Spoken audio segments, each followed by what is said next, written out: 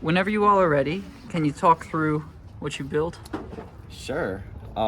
So I have one. My name's Parker. My name is Katarina. And my name is George. To start, we'll be talking about our smartwatch project that we built using a Pico W. The theory behind our project was a lot of us are interested in pursuing something that's, staying healthy and, focused on, the motivation behind our passions of fitness and stuff in that sense. And using hardware in order to combine and mesh those passions together was something that we wanted to integrate. So here's the start screen, but before we start off with the start screen, I'm going to actually cycle through to our first section of the info of the smartwatch. So as mentioned, we're using a Pico W in order to create our smartwatch project. And the goal behind using a Pico W was to gain access to internet in order to talk about stuff in the future, but more so pulling what we want real-time wise, as well as communication between devices, which is why we use a Pico W as opposed to an RP2040. So our first goal of the project was to be able to connect our Pico W to other devices, and with that, we used the demo code from Professor Adams' repo along with the Pico repo as well on GitHub. And from there, we were able to change the address that we wanted to set to, as well as the password, in order to get the IP address of the smartwatch. From there, we're able to assign an IP address when we connect to the beacon and receive back, as well as we're able to assign what port we're communicating with. Any ports between 1024 and 65,536 or 35 are random ports that you're able to assign to what purposes you want. And in this case, since we're using UDP, we're gonna use port 1234, as well as we were able to pull the MAC address. We originally wanted to connect our watch to Wi-Fi. However, when talking to Professor Scavira about applications of our watches and utilizing it in the real world, you're not always going to be able to connect to a Wi-Fi address. From there, we made the decision to pursue using a hotspot in order to connect our watch. As if someone has a smartwatch, they most likely also have a device that they can connect to as well. And from there, we were able to pull the MAC address of these the Pico W devices. However, we did not use them within our application. Okay. From there, I will move on to the next setting, that being the real-time setting.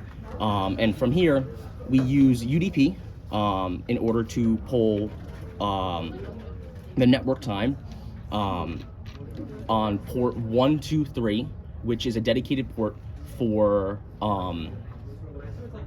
NTP, the network time protocol. So from there, we're able to pull real-time data based on what we're able to pull real-time data from the network time protocol and able to set our clock. If in the case that you're unable to connect to Wi-Fi, we add the feature where it just defaults to the boot time and replaces it with the hours, minutes, and seconds accordingly. And it'll also have the Wi-Fi not connected. We also provide the date, as you see here, as it's May 8th, as well as the battery percentage. And from here, we're using that through the ADC, and it takes 3.7 volts, but we have to cut that in half in order to meet the criteria to read the battery percentage. And that's our home screen that you're greeted to on the watch interface. And then our last section that I'll be talking about is the ability to have clock communication between a computer as well as the device that you're utilizing. Okay. So once you're able to get the IP address as well as the port that we're using for UDP communication, that being, as I said earlier, port 1234, as well as the IP address, you're able to send messages that you want to in individual packets. So looking at Parker's watch, we see that we connected to the device and its desired port, and from there we can send individual messages describing what be able to send text messages with a goal that we wanted to have. So you're typing messages on your laptop there? Yep, using the NCAT command. It's connected to the IP address and the port number, and I can send it, and it will show up on here, and it will update. Wow. In real time. Very cool. one of the problems that we actually ran into within this is it would also add random characters at the end. Yeah. So we provided some sort of filter in order to filter out the random characters at the end and just keep whatever, desired characters that we wanted within. So if you type a much longer message as well, it will break onto the next line, so Okay. it doesn't just overrun on the screen as well. Okay. So am I understanding correctly that that's UDP communication from your laptop to this through your phone's hotspot? Yes. Okay. So the laptop and the smartwatch are both connected to my phone right now. Yeah. My phone right now, my phone's hotspot. Gotcha. Yep. Okay. So then that's using like the 1, 2, 3, 4 Yeah. port as opposed to the 1, 2, 3 for the network time protocol. And then just to clarify one thing that you had mentioned earlier about Yes. the time, did I understand correctly that when this boots up, it will connect to the hotspot and use network time protocol to get the time? Yes. So you don't set the time, it finds out the time on its own? Yes, it'll automatically pull the time, and in the case that you're unable to connect to Wi-Fi, it will just do time from boost. Sure, so it'll just start counting up from... Yep. Gotcha. Exactly. Gotcha. In increments of seconds. Yeah. Neat. Okay. And then from there, we'll move on to the next section. Just heart rate. That being heart rate. So when it comes to the heart rate monitoring, we're actually using the Maxim integrated Max 30102 heart rate sensor, and it has the capabilities of actually computing beats per minute as well as oxygen saturation in blood. So here we see beats per minute, and the sensor actually is integrated onto a separate PCB that is behind our watch right here. So they Okay. can directly interface with one's skin and measure beats per minute and oxygen saturation. And basically how the sensor works is that it has a photo detector as well as 2 LEDs, so an infrared LED as well as the red light LED, and both of those shine light onto one's skin. And then depending on how fast one's heart beats, some of the light is absorbed by blood and some of it is reflected back to the sensor, creating waveforms. And so each bump on the waveform actually represents a heartbeat, which is averaged per 1 minute. And here it actually shows through the algorithm how it averages it. So it takes some time to update, but it is updating in real time. Yeah. And then we can also click our select button to switch to our oxygen saturation ratings. So here it also takes a little bit, but the normal ratings which we should expect for oxygen saturation are somewhere between 95 to 100% or like high 90s, which we can pretty much see here. It takes some time to update. Sure. But it works in a little bit of a different operation. So basically, oxygen-rich blood absorbs more of the infrared light, while oxygen-poor blood absorbs more of the red light. And so the sensor actually detects how much of both infrared and red pulsating and constant values are sent back to the sensor, and so that goes through the algorithm for obtaining a ratio that then calculates oxygen saturation. Yeah. And so we can switch back to the BPM just by holding down the select button. We can toggle between them, and then we can just go back by pressing the cycle button, which exits back to the main menu. Neat. And also it uses I2C communication and communicates to our main PCB here from our smaller PCB only for heart rate sensor, which is directly interfacing the skin. Do you want to show on this watch where the heart rate sensor is? Oh, So yeah. it's on the bottom right here. So we made a separate little kind of daughter board Yeah, that just has the heart rate sensor as well as the decoupling capacitors on it. Yeah, and then we the just have- pull-up resistors are on the main board actually. Okay. And we just have a 6-pin connector to connect the board. Okay. So that obviously it needs to be right on your wrist as close to your skin as possible to work. So Sure. that's why we had it separate. Okay. You want to talk about that? Yeah, and then we also have an angular sensor, which is integrated on our main board, but basically it helps us, Parker can demonstrate how it turns off. Based on this axe position, it turns off and on when we actually look at it, and then we turn off when it's flipped back. So when you tilt it up, the screen engages. When you tilt it down, it turns off. Exactly. And the same sensor is actually used for step tracking as well. So Parker, Maybe I do you can want to demonstrate. Yeah. So, So right now it shows 0. Uh-huh. that is operates based on the z-axis of the angular sensor. So Okay. we do need like a full swing for it, Uh-huh. or like a full step. So it will update once and then second time. Sure. So we do a full step. It was about like 4 to 6 or so. So it got 4 steps right there. Awesome. Yeah. Yep. And then you can reset this. So it'll save the step count if you go into other apps, but you can also reset the step count if you just So press the select button while you're in the app. Okay. Okay. Otherwise, it saves it. Yep. yes. Okay. And okay, so the next app we have is just a simple stopwatch app. So you just press the select button, and it'll just count up and down. Okay. I did test this; it is time accurate because you can get your timing can be off if you use interrupts and stuff, and then there's like it can slowly kind of drift away.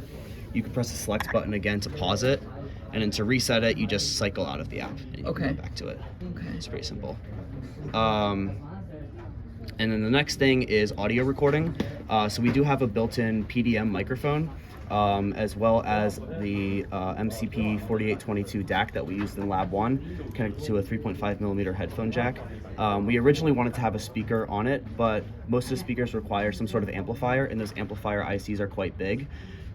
So we didn't really want to have that on the watch itself, and we think that by the nature of the watch, it's kind of more discreet. So the idea being that you would have maybe some of those like simple Apple earbuds in, you just plug it into the headphone jack, and you walk around with those.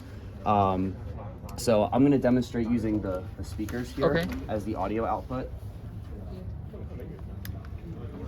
So if I just press this, as soon as you start pressing it, it'll record for 5 seconds because we are limited by the amount of onboard RAM. Yeah. Hey everyone, this is our smartwatch demo for ECE 5730. Hey everyone, this is our smartwatch demo for ECE 5730. Wow, that sounds And then great. if you want to do a new audio recording, you just press the select button again. It'll start recording again. Okay. And we'll play it back. Cool. So definitely, like future improvements, we'd probably want to include some sort of external flash memory on the watch to allow it to store audio recordings, because like on an iPhone or something, you can actually store your audio recordings, as well as be able to store possibly music, like maybe some songs and stuff that you'd actually be able to play back, kind of like an iPod, and then you can just connect your earbuds in and listen to it. So yeah, the microphone's actually interesting. It's not an analog microphone, it's a PDM microphone, pulse density modulation. Okay. It's similar to I2C. It uses a 2-wire interface. And so basically the width of the pulses that it sends out corresponds to the frequency of the audio sample. It corresponds to the audio data. Okay. And so we have a PIO block that generates a 1 megahertz clock for that microphone, and that sends back data. And then we process that data, we turn it into PCM data, which is, I forgot what that stands for, but it basically data that you can just send to the DAC directly. Sure. Okay. And so it just stores that in an array, again, like 5 seconds because we have limited RAM, and then it just sends it back out to the 3.5 millimeter jack. And we do have both channels hooked together on the stack, so it is stereo. So, yeah. And the whole thing's powered by a little lithium-ion battery in there? Yes, so this is a 400 milliamp hour battery. And so we just have a little JST connector right here. It just slots in right here, and then it just goes into the board right here. And so actually what we have is I can actually talk about this with the board design. Okay. So I do have the board pulled up right here, if Altium allows me to use it. So we do have, our LiPo battery input is down here. It's a 3.7, it's a 1C battery, 1S battery, so it's 3.7 volts nominal. So the V-sys pin on the Pi Pico can handle that just fine, and that'll generate a reference 3.3 volts for it. We also have a LDO here that we've configured with the feedback resistance to generate 1.8 volts, which is required for the LED, to drive the LED on the heart rate sensor. So that's one, so the heart rate sensor connector is over here. We send both 3.3 volts as well as 1.8 volts to it. Okay. And then we have the DAC and IMU over here. Basically just the DAC is connected over just basic 3-wire SPI. The IMU is just I2C. And we just have those hooked up to all of the appropriate pins. And so you can see here's the microphone. It's actually, the port is downward facing, so it actually faces down under the PCB. So that it doesn't get dust in it and stuff. So that hole is right here. It's surrounded by a ground pour. And you can see the PDM data and PDM clock just go directly to pins on the microcontroller. And then here's just the speaker output. And you can see just the 3D model of our board, where our 3 buttons are over here, and where the 3.5mm jack or speaker would go. And we can also see our CAD model for this. So we imported that board design into Fusion 360 and developed this kind of case that we 3D printed for it. So you can see the little heart rate board down here with the heart rate sensor, the capacitors, as well as the 6-pin connector. And then we just have some little screws that kind of screw everything together. And of course our name's on the bottom because we have to sign it. And then yeah, the strap is just a basic nylon strap with a little kind of clip right here that just holds it in. And yeah, that's kind of how we went through and designed our boards. Yeah. Amazing. One thing I also did want to add was some future improvements on the communication end would be the integration of TCP on top of UDP in order for getting real-time weather data, as well as the inclusion of some sort of close, accurate GPS location, as those take larger packets and don't require instantaneous data right away. Okay. Okay. Yeah. Amazing. Any questions from the audience? That is just and we should just clarify that this was a 5-week project? Yes, 5-week project. Yeah, we worked on the design of the PCB during spring break. Right? Yeah, we sent the PCB out at the end of spring break. I also finished the CAD by the end of spring break. Yeah. It's just an epic amount of work and works just beautifully. Really, really nicely done. Oh, I think one thing to note is if the Wi-Fi is not connected, it will show like a little slash through the Wi-Fi icon right here as well to indicate that it's not connected to Wi-Fi. Neat. So just trying to make the user interface as user-friendly as possible because... Do you also want to demo a quick on boot? They just say reset. Oh yeah, so if you reset it and you like reset it on boot, it'll show powering up. If it can't connect to Wi-Fi after 10 seconds, it'll just show fail. Okay. It won't connect to it. So the Pico W's are all right. So you didn't connect right there because the Pico W's have all right range. So you can actually see here, there's the slash to the Wi-Fi icon and just the time counting. And the time just counting up. Yep. So you still be able to use all the features, obviously, except for texting, but heart rate, step tracking, everything else would work just fine without Wi-Fi. So. Really cool. Awesome. Thank you all. That's an amazing project. Really, really nicely done.